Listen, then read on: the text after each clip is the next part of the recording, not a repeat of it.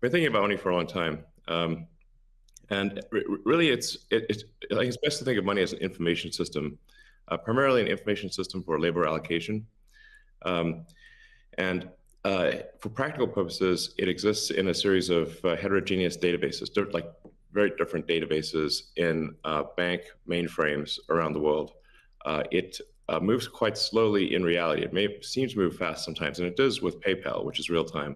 But the vast majority of the systems out there are batch processing. So the actual reconciliation may take 1 to 5 business days, sometimes longer.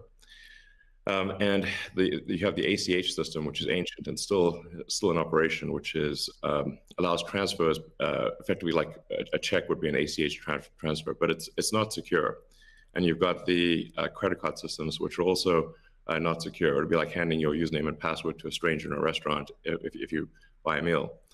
So there's definitely an opportunity for something that is better from an information theory standpoint. So and there you can think of it like data on a network. I think is the way to view it.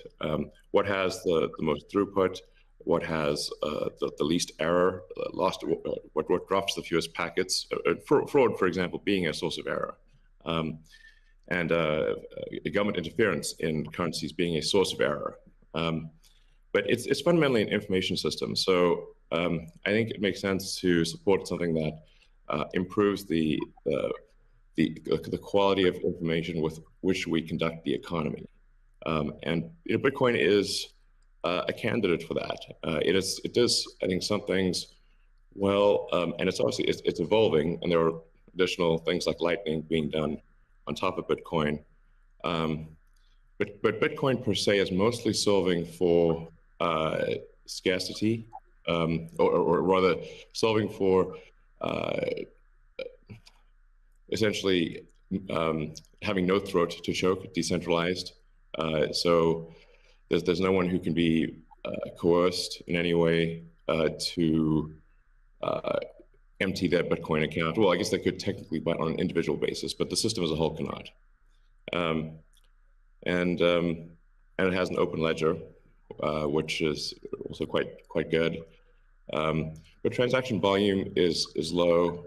Transaction cost is high, and usability for the average person is not yet very good. But it has a lot of potential. And I should say that, like, I'm not, and I apologize for taking a long time, but there certainly is a lot to say. In general, I'm a supporter of Bitcoin and the idea of cryptocurrency in general. But as I've said publicly, we do need to watch out for crypto taking, especially Bitcoin, using proof of work to maybe use energy that's maybe a bit too much and not necessarily good for the environment. So, but on balance, I support Bitcoin, and I'm not an investor.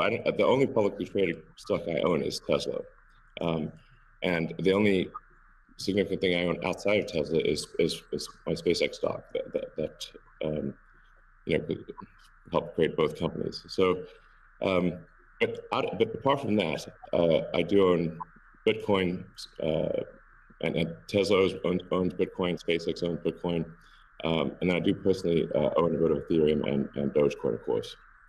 So.